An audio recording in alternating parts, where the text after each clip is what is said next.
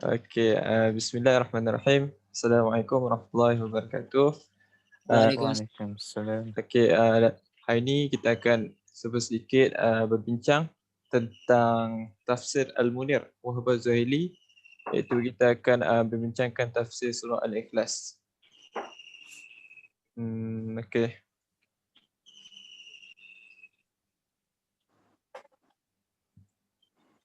Okey, sebelum kita berbincang dengan lebih lanjut, kita akan memperdengarkan bacaan surah Al-Ikhlas. Okay. Bismillahirrahmanirrahim.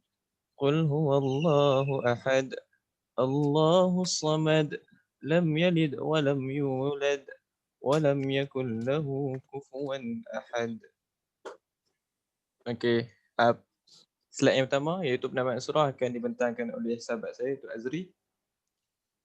Okey. Bismillahirrahmanirrahim. Penamaan surah. Surah ini mempunyai banyak nama. Yang paling masyhur adalah surah Al-Ikhlas. Membicarakan tentang tauhid murni hanya kepada Allah Subhanahu Wa Taala yang menyelamatkannya dari segala kekurangan dan membebaskannya dari segala kesyirikan. Surah ini juga membebaskan hamba dari kesyirikan dan dari neraka. Okey, surah ini juga turut dinamakan At-Tafrid, Al-Tajrid, At-Tauhid, An-Naja'ah atau Al-Wilayah kerana orang yang para wali Allah. Surah ini juga dinamakan Al-Ma'rifah dan Al-Asas kerana mencakup pokok-pokok agama. Okey, next. Kandungan surah. Okey. Berisi rukun-rukun akidah syariah Islam yang penting, iaitu mentauhidkan dan menyucikan Allah serta menyifati Allah dengan sifat-sifat sempurna dan menafikan sekutu baginya.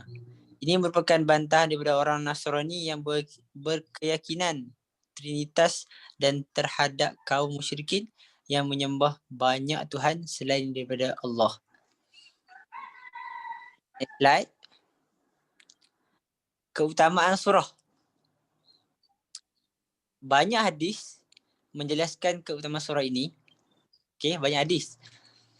Pahala membaca surah ini sama dengan pahala sepertiga Al-Quran. Surah ini telah menjelaskan tauhid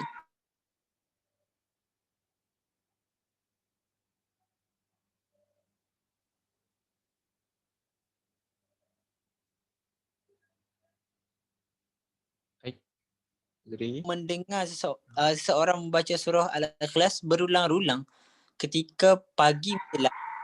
Ia datang kepada Nabi Muhammad SAW dan menceritakan hal tersebut. Okey, seakan orang tersebut ialah sebab baca surah Al-Ikhlas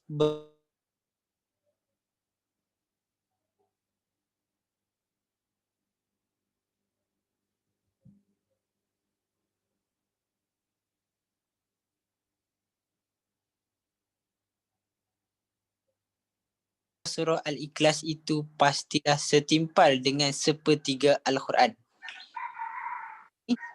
Bayangkan betapa hebatnya. Okey, persesuaian surah ini dengan surah sebelumnya. Persesuaian sebelumnya sangat-sangat jelas. Okey. Surah Al-Kafirun. Okey, sebagai contoh, bertujuan untuk membebaskan hamba dari segala macam dan kesyirikan. Surah ini menetapkan tauhid kepada Allah dan sentiasa menjadi tujuan serta tidak mempunyai sekutu. Dan kerana itu, kedua-dua surah-surah ini sering dibaca ketika ataupun bersamaan dalam solat. Okey. Ya? Okey, kita masuk kepada pembentang seterusnya. okey, Amin. terima kasih Azri. Okey, kita masuk kepada bab asbab nuzul surah, iaitu kalau yang dikenali adalah sebabnya turun surah tersebut. Okey, sebabnya turun surah Al-Ikhlas ni dia berdasarkan satu kisah, iaitu Ahmad Tirmizi dan Ibnu Jarir meriwayatkan dari Ubay bin Ka'ab bahawasanya kaum musyrikin berkata kepada Nabi Muhammad sallallahu alaihi wasallam, "Wahai Muhammad, sifati Tuhanmu kepada kami." Lantas Allah menurunkan surah Al-Ikhlas. Ibnu Jarir dan Tirmizi berkata kalimah as-samad tersebut telah ditafsirkan iaitu zat yang bergantung, tidak beranak dan tidak diperanakkan. Tidak ada sesuatu yang dilahirkan melainkan dia akan mati, dan tidak ada sesuatu yang melainkan diwarisi. Sesungguhnya Allah Subhanahu Wa Taala tidak akan mati dan tidak akan diwarisi. Tiada sekutu baginya. Qatadah, Dhahak dan Muqatil berkata ada sekelompok orang Yahudi. Ni pada waktu lain tapi dia punya kisah dia sama ya. Datang kepada Nabi Muhammad sallallahu alaihi wasallam dan berkata, "Sifati Tuhanmu kepadaku, sifati Tuhanmu kepada kami. Sesungguhnya Allah menurunkan sifatnya di dalam Taurat. Memberitahu kami dari mana dia berasal dan dari jenis apa dia dibuat. Apakah dari emas, timah atau perak? Apakah dia makan dan minum? Dari siapa mewarisi dunia dan siapa yang mewariskannya?" Lantas Allah SWT menurunkan surah ini. Okey, daripada asbab nuzul ni kita boleh tahu kisah dia ni berkisahkan tentang orang-orang Yahudi dan orang yang tak mempercayai tentang Tuhan, dan mereka bertanya kepada Nabi Muhammad lah, apakah sifat Allah ni. Jadi Allah turunkan surah Al-Ikhlas ni adalah untuk menceritakan sifat-sifat Allah dengan lebih detail. Oh, Faham tak? Faham kan? faham. Faham. Okey. Kalau tak dengar, beritahu lah sebab line tak stabil. Beres. Okey. Okey, ni bahagian qiraat. Qiraat tawan, siapa tahu? Qiraat tawan. Ya, tahu. Okey. Cuba try sikit. Okey, qiraat ni kalau kita tahu qiraat ni adalah suatu cara ataupun gaya bacaan yang telah diterapkan oleh imam-imam mutawatir. Contoh imam yang kita sering dengar, Imam Hafs dengan Asim lah. Imam Hafs dengan Asim ni imam yang telah diterapkan kepada kita, iaitu yang duduk kat Malaysia, cara bacaan dia. Ada ke Hafs. imam-imam lain, Qulun, Nafi', Warash, Qumbul dan sebagainya, ada 10 imam mutawatir. Jadi kat sini dia punya perbahasan dia berkenaan tentang kalimah kufuan. Riwayat Hafs iaitu riwayat yang kita sering dengar, iaitu membacanya dengan huruf waw, sedangkan para imam yang lain membacanya dengan huruf hamzah. Okey, perbezaan dengan riwayat Hafs dengan imam yang lain adalah tentang perbezaan tentang huruf waw dengan hamzah ya. Kalau riwayat Hafs bacaan dia adalah kufuan. Kalau riwayat yang lain kufuan. Oh, okey. Okey, daripada lepas qiraat i'rab. Pika. Tak ni Tak ada. Okey. Okey, kita sambung dengan balaghah. Balaghah adalah kalau kita tahu balaghah ni adalah gaya bahasa yang digunakan dalam Quran lah, dalam satu kalimah. Gaya bahasa ni gaya bahasa yang indah lah, sebab Al-Quran semua gaya bahasa dia semua gaya bahasa yang indah. Betul. Okey, so yang pertama iaitu perkataan dia qul huwa, iaitu nama Allah yang mulia disebutkan dengan dhamir sya'un, bertujuan untuk ta'zim dan ilal. Maknanya kalimah qul huwa ni dia untuk keesaan Allah, untuk memberitahu tentang keesaan dan keagungan Allah. Okey, yang kedua kalimah dia as-samad, berbentuk makrifat, berfaedah untuk takhsis, iaitu pengkhususan. Yang ketiga adalah kalimah dia lam yalid wa lam yulad. Terdapat jinat naqish kerana perubahan harakat dan sebahagian huruf. Yang keempat, perkataan dia qul huwallahu ahad, iaitu kalimat tersebut meniscayakan penafian sekutu dan anak. Maknanya dia menafikan yang Allah ni ada sekutu dan ada anak. Yang kelima, kalimah dia walam yakul lahu kufuwan ahad, merupakan satu pengkhususan setelah ta'mim umum untuk menambah penjelasan dan penegasan terhadap apa yang disebut dengan tajrid iaitu pengesaan. Maknanya kalimah ni dia bertujuan untuk mengkhususkan lagi kalimah yang awal tadi, iaitu qul huwa kan. Kita qul huwa, kalau qul huwa bermaksudnya dialah Allah. Dia ayat yang pertama tu qul huwallahu ahad tu dia menceritakan tentang kalimah iaitu Allah ni Esa.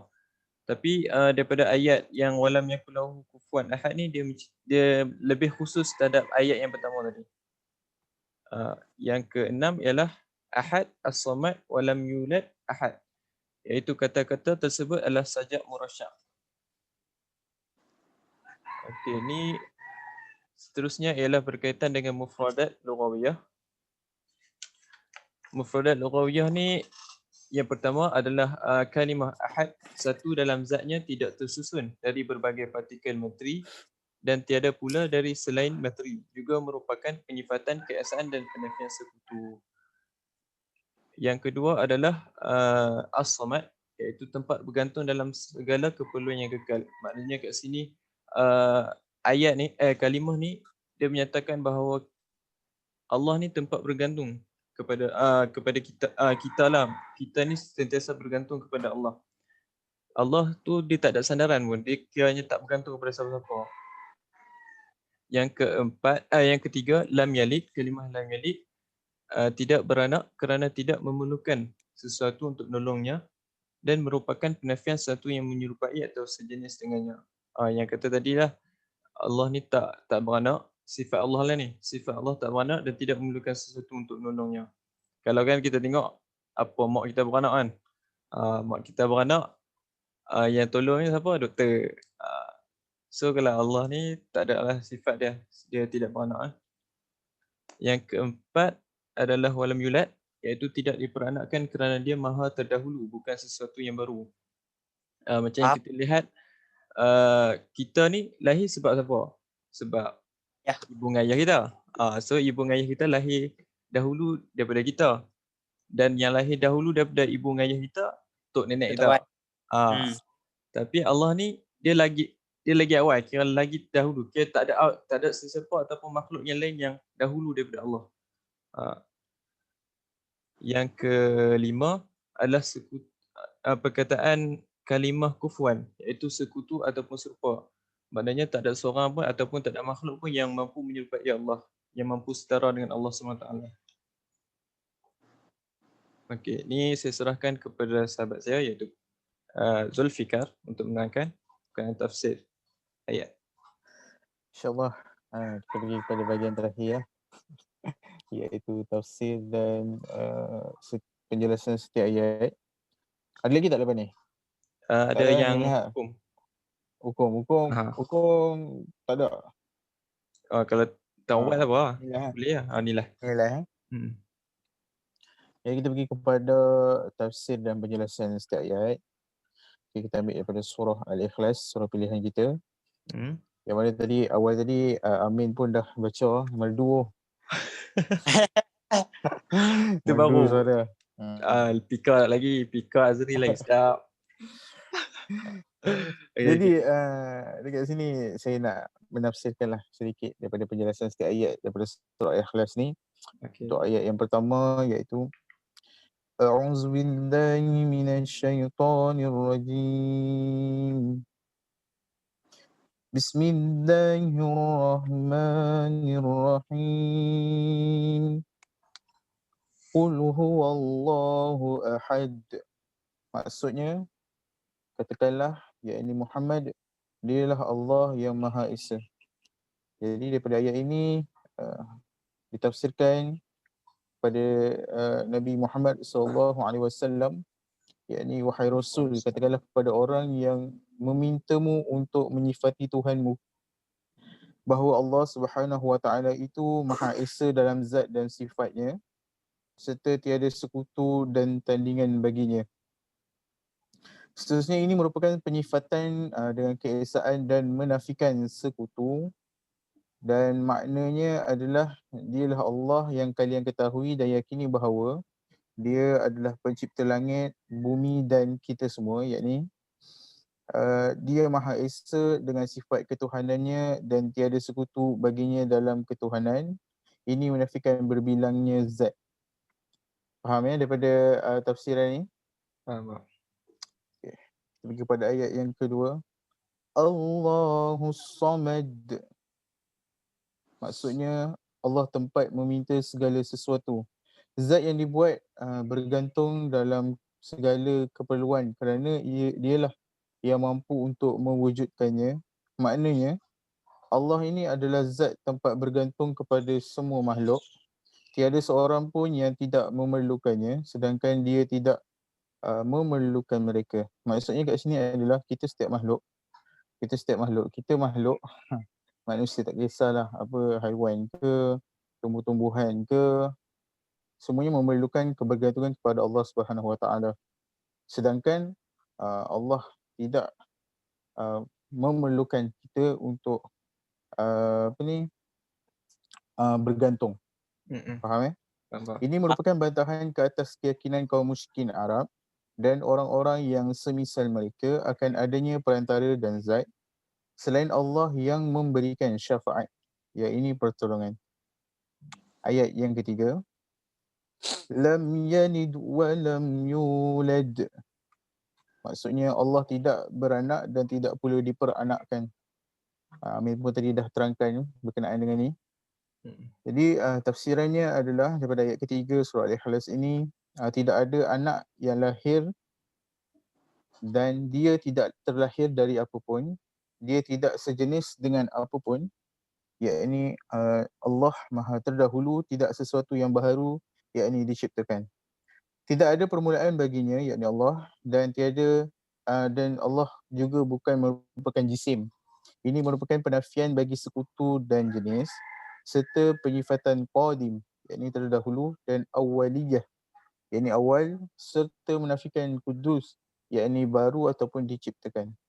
Dalam kalimah yang pertama iaitu lam yalid merupakan penafian adanya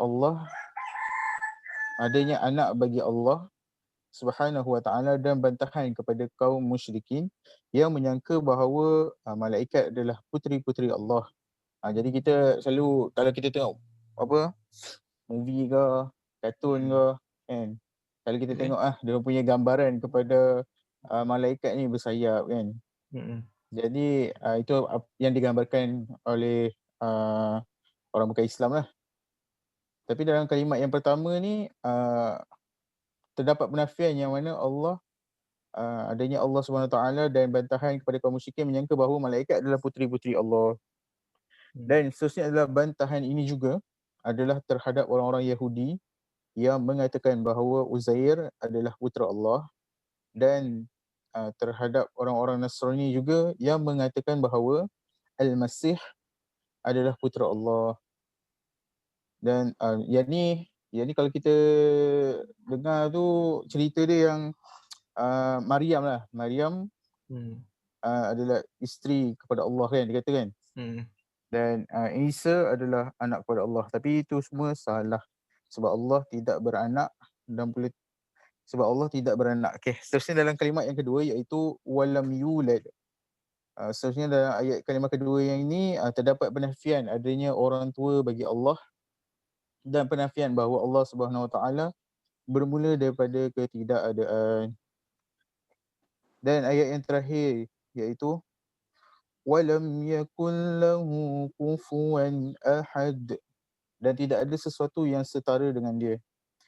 Tiada seorang pun yang menandingi dan menyamai Allah. Ini merupakan penafian terhadap adanya isteri bagi Allah Subhanahu Wa Taala dan bantahan kepada kaum musyrikin Arab yang meyakini bahawa Allah Subhanahu Wa Taala mempunyai tandingan dalam perbuatan-perbuatannya, di mana mereka yakni kaum musyrikin ini menjadikan para malaikat sebagai sekutu-sekutu Allah dan berhala serta patung-patung sebagai tandingan bagi Allah Subhanahu Wa Taala. Jadi untuk itu tafsir untuk ayat yang terakhir. Sampai situ. Okey, jadi kita dah masuk bahagian yang akhir yang telah dijelaskan oleh Pika. So dengan pembentangan yang dibuat oleh Pika tersebut telah menandakan berakhirnya perbincangan kita, iaitu pada hari ni. Alright. So harapnya apa yang kita dibincangkan ni akan kekal lah, dan apa yang kita buat ni ada input. InsyaAllah. InsyaAllah. Okay, jadi sekian, wabillahi taufiq wal hidayah. Wassalamualaikum warahmatullahi wabarakatuh. Dan kita akhiri perbincangan kita dengan tasbih kafarah dan surah Al-As.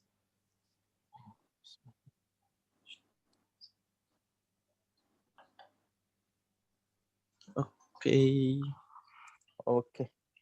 Okay, terima kasih semua. Okay. Alright, terima kasih. Nanti Azri ni lah send apa yang record ni. N Aku nak kena buat apa ni? N. End lah. Ah, Okay, leave ke apa ni? Oh, stop recording. Stop record. tak record.